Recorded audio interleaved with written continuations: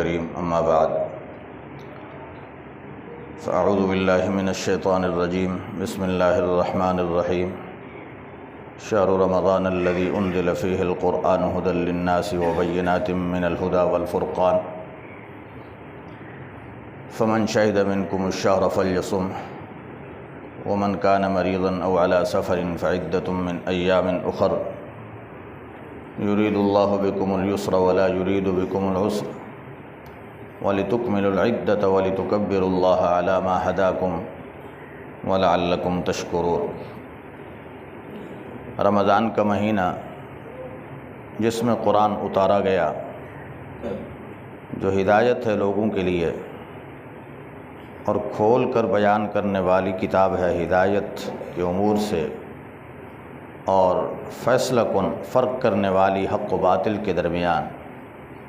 بس جو کوئی موجود ہو تم میں سے رمضان کے مہینے میں، بس چاہیے کہ اس کا روزہ رکھے، اور جو کوئی ہے بیمار یا حالت سفر پر، بس شمار کرنا ہے دوسرے ایام میں سے۔ ارادہ کرتے ہیں اللہ تعالیٰ تمہارے ساتھ آسانی کا، اور نہیں ارادہ فرماتے تمہارے ساتھ تنگی کا، اور تاکہ تم مکمل کرو گنتی کو اور بڑائی بیان کرو اللہ تعالیٰ کی اس نعمت پر جو ہدایت دی تم کو، اور تاکہ تم شکر گزار ہو جاؤ۔ صدق اللہ العظیم وصدق رسولہ النبی الکریم ونحن علی ذلک من الشاہدین والشاکرین والحمد للہ رب العالمین۔ اللہم صلی علی سیدنا محمد النبی الامی وعلی آلہ واصحابہ وسلم تسلیما۔ برادران محترم، اس آیت کریمہ پر آج یہ تیسرا درس ہو رہا ہے۔ رمضان اور قرآن کا آپس کا تعلق انتہائی گہرا تعلق ہے۔ رمضان قرآن سے جدا نہیں ہو سکتا، اور قرآن رمضان سے علیحدہ نہیں ہو سکتا۔ رمضان کو فضیلت اسی قرآن کے نزول کی وجہ سے ملی ہے۔ قرآن کریم کی خصوصیات کا تذکرہ چل رہا تھا۔ کل اس کی ایک خصوصیت بیان کی تھی میں نے کہ قرآن کریم کی یہ خصوصیت ہے کہ یہ کلام الہی ہے۔ باقی جتنی کتابیں ہیں ان کو کتاب الہی، کتاب اللہ کہا جا سکتا ہے، لیکن ان میں سے کوئی بھی کلام اللہ نہیں ہے، نہ تورات، نہ انجیل، نہ زبور۔ قرآن کریم کو اللہ تعالیٰ نے یہ اعزاز بخشا کہ مکمل اول سے آخر تک یہ کلام الہی ہے۔ قرآن کریم کی دوسری خصوصیت یہ ہے کہ یہ کلام معجز ہے۔ کلام معجز، کلام معجز کا معنی یہ ہے کہ عرب کے اندر بڑے بڑے قادر الکلام، فصیح و بلیغ لوگ ہوا کرتے تھے۔ ایک مجلس میں بیٹھ کر فی البدی 100 شعر کہہ لینا، یہ ان کے بائیں ہاتھ کا کھیل تھا۔ مزاج کیا تھا لوگوں کا کہ جب کوئی بڑا ماہر شاعر اپنا کلام بناتا، خاص طور پر مکہ میں، تو وہ اپنے اشعار کا ایک مجموعہ جس کو سب سے بہتر سمجھتا کسی کاغذ پر یا چمڑے پر لکھ کر بیت اللہ کے دروازے پہ لٹکا دیتا۔ اس میں ایک اس کی اپنی شہرت ہوتی، اور دوسرے شاعر کو چیلنج ہوتا کہ اگر کوئی ماہر ہے تو اس جیسا کلام بنا کے لائے۔ حضور علیہ السلام پر جب قرآن کریم کا نزول ہوا، جب یہ چھوٹی سی صورت انا اعطیناک الکوثر نازل ہوئی، تو آپ صلی اللہ علیہ وسلم نے ایک صحابی سے کہا اس کو لکھ کر بیت اللہ کے دروازے پہ لٹکا کے آؤ۔ اب بیت اللہ کے دروازے پر جب یہ چھوٹی سی صورت لٹکائی گئی، اب شعراء آتے ہیں اپنا اپنا کلام لے کر کہ لٹکائیں، لیکن جب آ کر بیت اللہ کے دروازے پہ یہ صورت پڑھتے ہیں تو کسی کو ہمت نہیں ہوئی کہ اس کلام کے بعد اپنا کلام وہاں دروازے پہ لٹکا سکے۔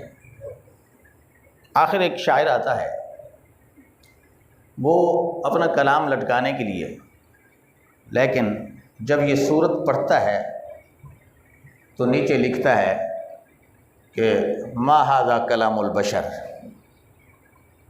یہ جو صورت لٹکی ہوئی ہے کسی انسان کا کلام نہیں ہے، کیونکہ قادر الکلام تھے، کلام کی حقیقت کو سمجھتے تھے اہل عرب۔ ما ھذا کلام البشر، یہ کسی انسان کا کلام نہیں ہو سکتا۔ تو قرآن نے اس دور کے فصحاء عرب کو 4 چیلنج دیے۔ قل ان اجتمعت الانس والجن علی ان یاتوا بمثل ھذا القرآن، کہ انسانوں اور جنوں آپس میں جمع ہو جاؤ، ایک دوسرے کے مددگار بن جاؤ اور اس قرآن کا مثل لاؤ جو فصاحت و بلاغت کی اس معیار پر ہو جس معیار پہ قرآن ہے۔ تو فرمایا لا یاتون بمثلہ، سارے انسان، سارے اہل عرب، سارے جنات مل بھی جائیں، اللہ تعالیٰ نے پہلے بتا دیا لا یاتون بمثلہ، قرآن کا مثل لانے سے عاجز ہیں، کوئی اس کا مثل نہیں لا سکتا۔ وَلَوْ كَانَ بَعْضُهُمْ لِبَعْضٍ ظَهِيرًا، اگر جو ایک دوسرے کے مددگار بن جائیں۔ تو پورے قرآن کا مثل نہیں لا سکتے۔ قرآن نے دوسرا چیلنج دیا کہ ٹھیک ہے سارے قرآن کا مثل لانے سے عاجز ہو تو قرآن کریم کی 10 صورتوں کے مثل لاؤ، انتخاب خود ہی کر لو، ماہرین کو بلا لو، شعراء کو بلا لو، قرآن کی 10 صورتوں کا انتخاب ہی تمہارے ذمہ، تم ہی کر لو۔ فَلْيَأْتُوا بِعَشْرِ سُوَرٍ مِثْلِهِ وَادْعُوا مَنِ اسْتَطَعْتُم مِّن دُونِ اللَّهِ، اللہ کے ماں سوا جس کو جمع کر سکتے ہو کر لو اور 10 صورتوں جیسی صورتیں لاؤ۔ کسی مائی کے لال نے یہ چیلنج بھی قبول نہیں کیا۔ قرآن نے تیسرا چیلنج دیا، اگر 10 صورتیں بھی نہیں لا سکتے فَلْيَأْتُوا بِسُورَةٍ مِثْلِهِ، پھر ایک صورت قل هو اللہ ہے، سورہ کوثر ہے، چھوٹی سی صورتیں جو چند کلمات پر مشتمل ہیں، کسی ایک صورت کا مثل لاؤ۔ اس چیلنج کو بھی قبول نہیں کیا۔ قرآن نے چوتھا چیلنج دیا کہ پھر ایسا کر لو فَلْيَأْتُوا بِحَدِيثٍ مِثْلِهِ، کہ قرآن جیسا ایک کلمہ صرف جو بلاغت اور فصاحت کے اس معیار پہ پورا اترے جس معیار پہ قرآن ہے، لے آؤ۔ میرے بھائیو، قرآن جس دور میں نازل ہوا نہ اس دور میں ان 4 چیلنجوں میں سے کسی کو کسی نے قبول کیا، اور آج 14.5 صدیاں بیت گئیں، آج تلک کسی مائی کے لال نے قرآن کے ان میں سے کسی چیلنج کو قبول نہیں کیا۔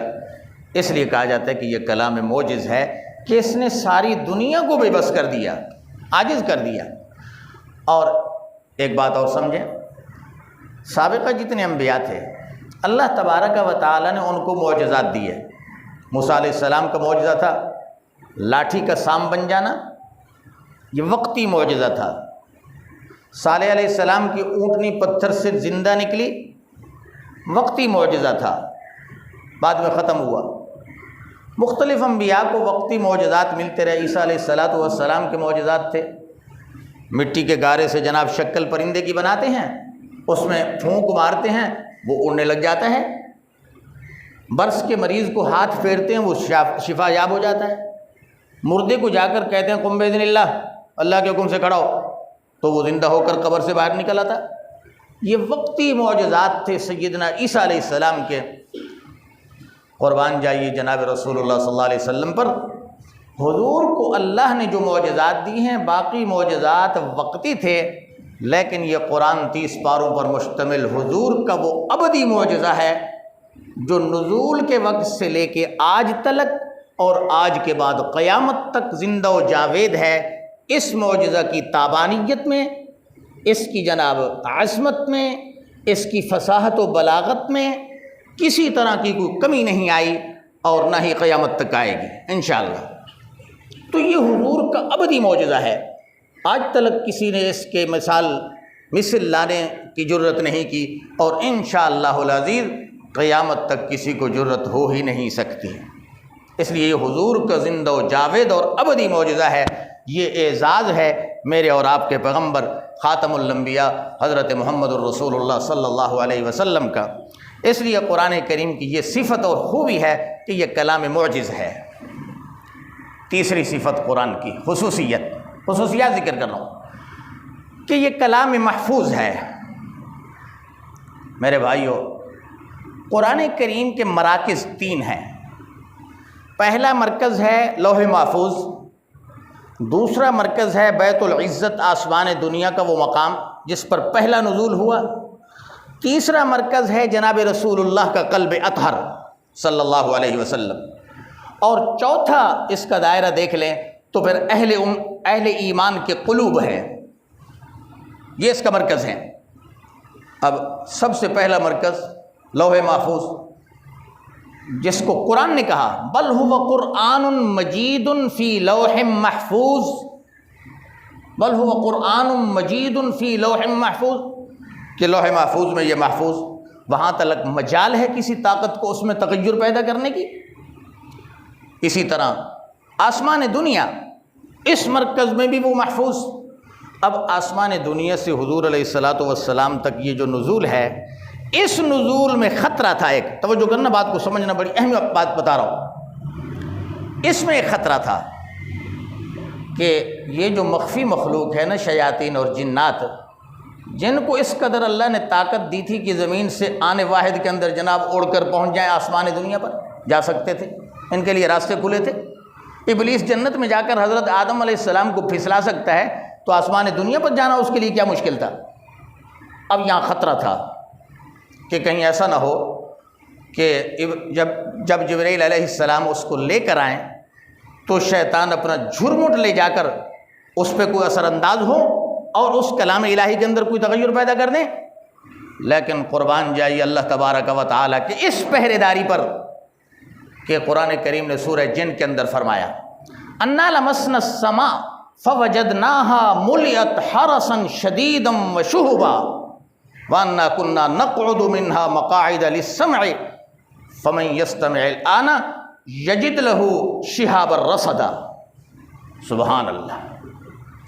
جب قرآن کا نزول شروع ہوا، شیاطین کہتے ہیں ہم جب آسمان کی طرف جاتے ہیں تو اتنے پہرے دار ہیں وہاں جو شہاب ثاقب آگ کے شعلے لے کر بیٹھے ہوئے ہیں کہ اگر کوئی جن وہاں تک جاتا ہے تو وہ شہاب ثاقب اس کے پیچھے پڑ کر اس کو جلا کے راکھ کر دیتا ہے۔ اتنی حفاظت میں جبرائیل امین وہاں سے لاتے ہیں، اکیلا پھر جبرائیل نہیں، نزول قرآن کے وقت جبرائیل کے آگے پیچھے دائیں بائیں فرشتوں کے جھرمٹ ہے، اور اس انداز سے وہ جناب وہی لے کر رسول اللہ تک آتے ہیں۔ تو قرآن کریم کی اس دائرے میں بھی اللہ نے ایسی حفاظت کی کہ کائنات دنیا میں اس جیسی کتاب کی مثال نہیں ملتی۔ اور پھر جناب قلب مصطفیٰ صلی اللہ علیہ وسلم پہ جب آیا قرآن، پھر اس میں تفصیل ہے، زندگی باقی تو کل انشاءاللہ اس کو عرض کروں گا کہ اس دائرے میں قرآن کو اللہ نے کیسے محفوظ کیا۔ اللہ تعالیٰ سے دعا ہے اللہ ہمیں اس کلام محفوظ سے وہ تعلق نصیب فرمائے جو اس کلام کا تقاضا ہے یا اس کلام کا حق ہے۔ کاش کہ ہم اس کے حق کو پہچان لیں۔ اللہ ہم سب کو اس کا حق پہچاننے کی توفیق عطا فرمائے۔ وآخر دعوانا ان الحمد للہ رب العالمین۔